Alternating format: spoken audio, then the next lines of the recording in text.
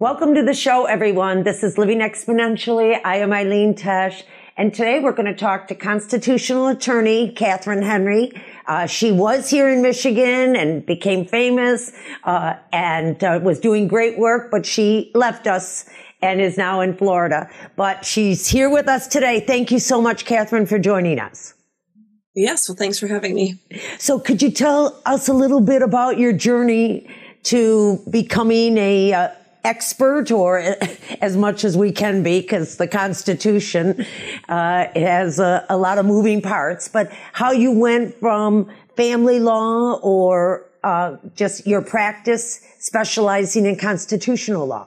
I was always called to help people. So I actually knew in kindergarten I wanted to be a lawyer. Wow. And so that track all through high school and college, I picked the courses that were specific to that goal in mind. And so I actually started off mostly as a family law practitioner, but I did public defense work. I started off in Minnesota, and I worked for the state office of the public defender, and had 2 different counties, and had all the adult misdemeanors and the child protection cases and the juvenile delinquencies. And, it's the people that need help the most and often don't have really great representation. So I have to applaud the state of Minnesota for, it's been many years since I've been there now, but way back when I was there, they really have a strong system of support for public defenders. So even as a brand new attorney, I went in with all kinds of resources, enabling me to best help people. And so when I moved to Michigan, I opened my own general practice law firm. And, anybody who's opened a business, you kind of cast the net wide and, generally speaking, and you go, well, let's see what works in this climate and what doesn't. And of course, I moved to Michigan in 2008 when the economy was terrible. So I really had to cast the net wide. Yes. And, ended up narrowing down practice areas. By the time I moved to West Michigan, I was mostly doing bankruptcies, family law, and basic estate planning. Literally just trying to meet the day-to-day needs of people. And I also did a lot of mediation work, restorative justice work, child protection mediations, family mediations, all kinds of things. I did some case evaluations. So just a wide range of different things. But about 2015 or so, I got connected with Will Wagner and the Great Lakes Justice Center and started doing pro bono work through them as well that were specifically on constitutional issues. And so combined my entire life's passion for helping people and my experience in the law with specific kinds of constitutional issues. That's kind of the beginning of it all. Interestingly enough, I also had run for state rep in Michigan in 2015 and 2016. And that's where God called me to do it. I did not want it. I went kicking and screaming, actually, fought it the whole way. But in 2020, actually April 30th, 2020, it hit me exactly why God called me to run for state rep, because I, at that point, then knew when we were trying to get into the Capitol to view what was happening that day in Lansing with our lawmakers, I actually knew most of the lawmakers that were serving. I had run while they were first running for state rep themselves years back. And, we all knew each other. I had their phone numbers. We had hung out. We had, at least some camaraderie. So it was helpful. I don't mean to interrupt you, but can you refresh your memory? What was happening in 2020 and why were you at the Capitol? Yeah, see, I think it was March 13th of 2020. It was a Thursday anyway. The governor of Michigan announced that she would be shutting down schools at that point, as it started with schools, and it was going to be for, I think it was initially for 3 weeks. Mm-hmm. To flatten the curve. Yeah. Mm-hmm. Of course, children weren't the ones spreading it the most, and all the other scientific data behind it, why I actually care about science. But anyway, so I knew, though, while everybody else seemed to be like kicking back going, hey, cool, essentially we got 3 weeks of snow days, or, kind of treating it like that. I knew, at least in my school district, I was doing restorative justice in a school district 3 days a week in the greater Grand Rapids area. And what do you mean by restorative justice? So the best way to quickly explain it is, the process is you get these kids that are, perhaps facing expulsion or suspension, or just having rifts in relationships within the classroom or with teachers. I was actually in a K through 4 building, so kindergarten through 4th graders. And there were surprisingly a lot of those situations of suspensions and even possible expulsions. And, especially with little people, but even at any age, it's important that we take a look at when we harm other people, we need to recognize what we were thinking when we harmed them. We need to recognize how we impacted people, who all we impacted, and how we can make things better. How can we repair the harm that we caused? And kind of make it a dynamic conversation. So you bring in the people that were harmed with the people who caused the harm, and you sit in a circle. And even with the little kindergartners, I would do this and sit around and ask them those very basic questions and get them to write up a contract. I mean, usually with kindergartners, I was the one writing the contract, but they signed their own names, and I would do follow up with them periodically to see how they were doing. So all about empowerment and personal responsibility, so that we're not just doling out punishments that don't seem to teach kids why something is wrong or how they're hurting others, the impacts of their actions, that kind of thing. So interesting, very interesting. I practiced law for 20 years. I've never heard of restorative justice. So that is great. And we need that now more than ever. Yes. So back to you, the lockdown started and?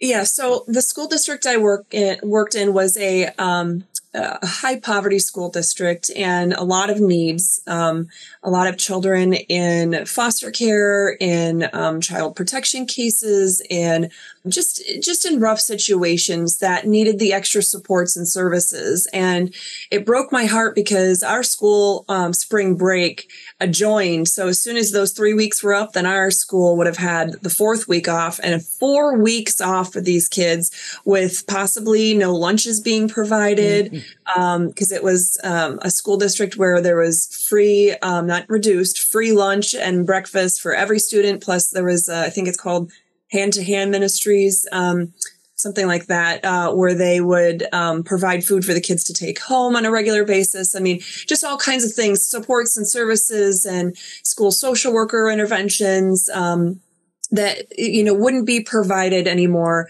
in that environment, especially where the whole point was to keep everybody away from each other. So at any rate, I sprung into action, and I started researching what all was going on and what the concerns were that people had, and what were the laws behind these, doing what the governor was doing. And I put out a paper in April, the beginning of April.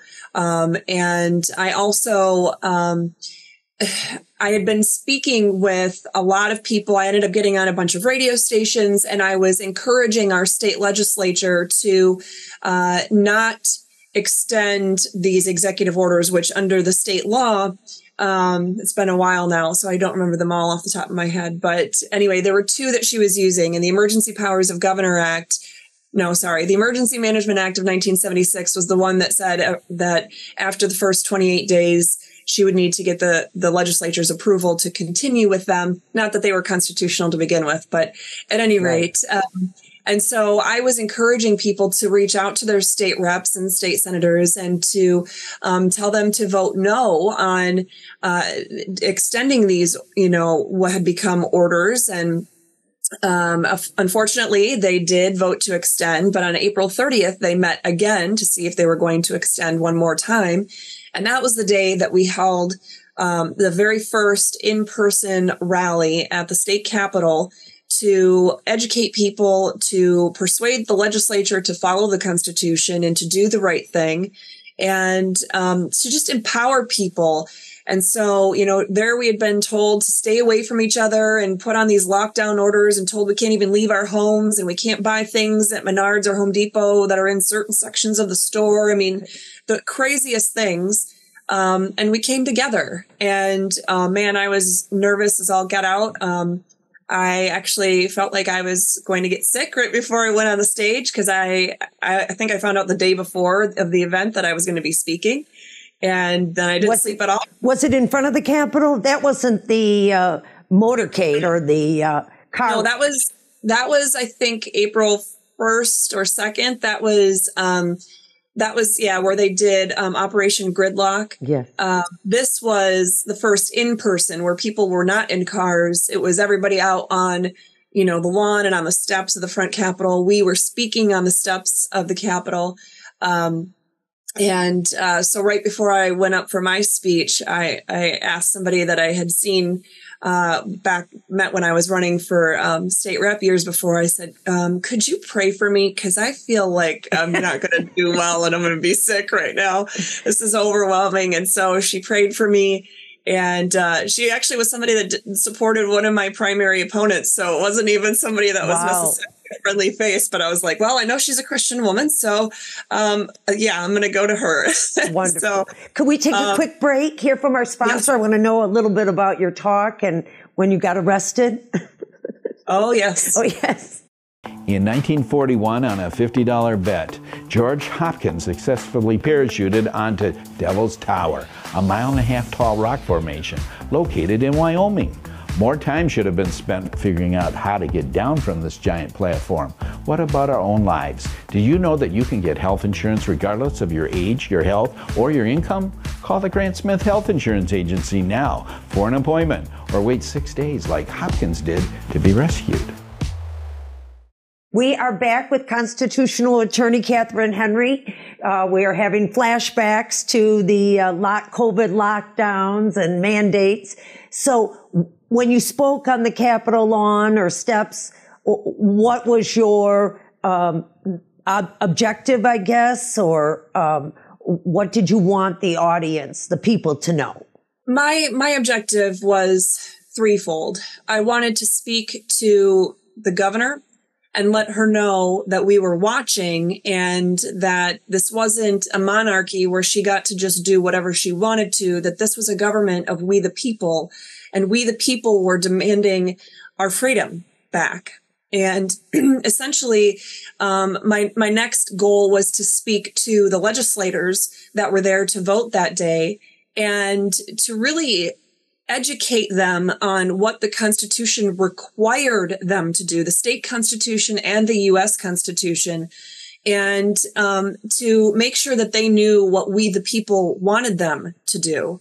And it worked in that regard. I was later told by some insiders in the legislature that had we not been there that day, it would have been a different outcome. They went there with different intentions that day. Wow. And then the third goal, and maybe this is even the most important, was to educate the people. So I literally put together a website at midnight the night before and threw up some initial information and then kept putting information on it. It was stopcovidchaos.com. And I just put on there anything that I said in my speech that day, which was like 22 minutes of a speech. Every single thing I said wasn't just me saying it just for fun. It wasn't me expecting people to take my word for it. I've always been of the mindset that I need to be able to verify the things that I say, whether it's, talking about a part of the Constitution or state law, or whether it's some sort of, medical fact and figure that I could pull from the World Health Organization or even, MDHHS. That's where I was getting my information. It wasn't, like just off of Facebook or something like that. And when did you get arrested? Getting arrested came, I think we'd be skipping something important with Please. That. Since April 30th, I continued to educate people, speaking at hundreds of events nationwide. There were a little bit of outside of Michigan events, but mostly in Michigan. I was fighting in the various lawsuits that were going on against the governor. I was not lead attorney on any case. I was always participating as an amicus, or essentially friend of the court type of situation, speaking unofficially on behalf of the people of Michigan, arguing in defense of our God-given liberties. And anyway, that was a few different cases going on. And I ended up getting the honor of being able to argue in the Michigan Supreme Court against the governor's executive orders in September of 2020. And of course, October 2nd of 2020 was when the Michigan Supreme Court issued their decision that, the governor did violate the Constitution and she violated state law. I feel like I'd be remiss if I didn't point out that there were 3 attorneys arguing for her orders and 3 attorneys arguing against her orders. And of the 3 of us fighting against her orders, I was the only attorney who said her orders were unconstitutional from day one. Mm-hmm. So I think that's very important because really we need to remember, if nothing else, if anybody only takes one thing away from this entire interview, it's that the Constitution is the supreme law of the land. And if our government does anything that violates the Constitution, it's null and void on its face. No ordinance, no executive order, no state legislative action, nothing at the local, state, county, doesn't matter, federal level can violate our Constitution. If it does, it's void. And we need to remember that, and we need to fight back when those invalid actions are taken by our government officials. So I remember that we were so frustrated. Why aren't our legislators doing something? Yes. And then now I will say the one other thing that kind of precipitated the arrest day as well was actually Mother's Day weekend of that year. So in May of 2020, I had also put together, so the Attorney General had issued this statement. Well, just because the legislature did not vote to extend the orders doesn't mean that you don't have to follow them. She tried to tell all the law enforcement agencies across Michigan that they had to still keep enforcing the governor's executive orders. And so what did I do? I had a very small team of volunteers who helped me for weeks compile all the email addresses for every single law enforcement agency, as well as prosecuting attorney's office, city attorney, county attorney, whatever, AG, all across the state of Michigan. And once I got all those, I sent out from my personal email address, I sent them all an 11-page memorandum that explained to them that not only should they not and did they not have to keep enforcing the governor's executive orders at that point in May, but that it would be illegal and unconstitutional, and they could be held personally responsible for that. And so I sent that literally out to every single, prosecuting attorney and law enforcement agency in the state of Michigan. And the AG didn't like that. She started trying to fight back and let people know, oh, well, that letter that you guys got, don't listen to that. That's not true at all. So that and the argument I made in the Michigan Supreme Court precipitated what happened then on Election Day. So also throughout 2020, I had authored the Restore Freedom Initiative constitutional amendment petition to amend the Michigan State Constitution. And we were in the process with volunteers in all 83 counties in Michigan to collect signatures for, we needed about 500,000 signatures for that. And we were in the process of doing that. And I was the lead attorney on that. I went down, I responded to Allegan County, Michigan on Election Day 2020 because I had 3 volunteers who were circulating my petition at Layton Township at a polling precinct way out, literally past the pavement of the parking lot. They were parked on the grass adjacent to the parking lot. And it was a public library. It was the township hall, which are generally places of First Amendment protected free speech. But they were also polling precincts. And state law is that you have to be outside of 100 feet from the polling precinct doors if you want to do any kind of campaigning whatsoever. And they were, I believe it was 229 feet away. So, there was no argument that they were anywhere too close. but the township clerk had decided she just didn't want them there. And she claimed she had a resolution that allowed her to kick anybody off the property at any time. And the deputies seemed to think that that was law and that they could enforce that. And they weren't even reading the resolution correctly.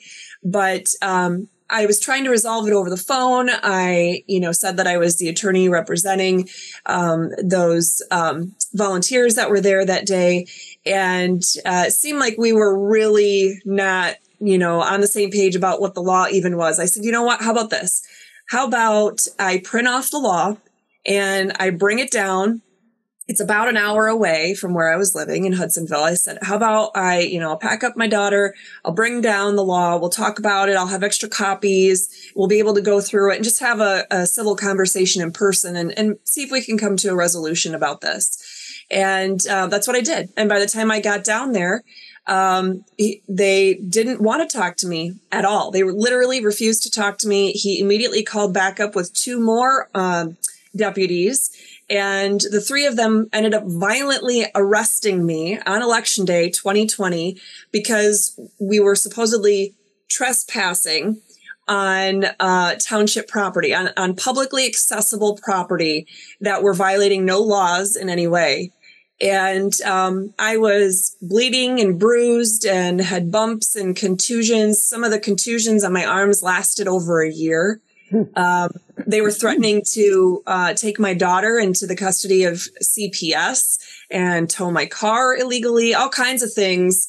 They were breaking every single law that I could think of. And I've been an attorney in the CPS system. I've represented kids in abuse and neglect cases in the state of Michigan. So I know how the system works. I know how it's supposed to work, and I know what the laws are. Right. And I knew that they were violating every law possible. So I was afraid because I had no idea what was happening. But luckily I was live streaming, and they ended up releasing me with charges. And it took 2 full years for me and thousands of dollars in appeals and everything else just to get my case dismissed. And I will say that I also went down in U.S. history that day because I was the first person in our country to be arrested and then elected on the same day, because that same day I was elected as Georgetown Township trustee in Hudsonville. You can't make this up. And where can people find you and hear more about your story? People can find out tons of information on restorefreedomkh.com, Restore Freedom, K as in Catherine, H as in Henry.com, because restorefreedom.com is already taken. But we have links to our YouTube videos, Facebook, all of our social media platforms. There's links right on there. There's ways to donate. But more importantly, there's tons of resources. I have the actual pleadings from that Allegan County case, all of my motions and my briefs and exhibits. I have a few other cases. I have some of the documents that I filed in the Michigan Supreme Court on there. I'll continue to put more, but I put them on there because I want people to be able to look at them, read them, understand some of those constitutional concepts, use them in your own cases if you need to. It's free. It's on there so that it's a tool that you can use. And my whole goal is to really, if we have a government of the people, by the people, and for the people, we need to empower the people with real knowledge so they know how to fight back when government goes wrong. Absolutely. And you know what the Bible says? My people will perish for lack of knowledge. So and that's the biggest blessing of this whole COVID pandemic, is that people waking up and getting educated. Well, we will let you go. Thank you. Thank you so much, Katherine, for taking a few minutes. And if there's any breaking news or any way we can help, please don't hesitate to reach out. Sounds great. Thank you. Thank you. This program was presented by Blue Water Healthy Living, sponsored by the Grant Smith Health Insurance Agency, and produced by GBS Media. Come see Grant Smith for all your health insurance needs throughout the year. You'll be so glad you did. Get educated. Go to the website. Get activated. We need you. We the people. If we're going to take back our state, our country, and have a future for our children. God bless you all. Thank you for watching today.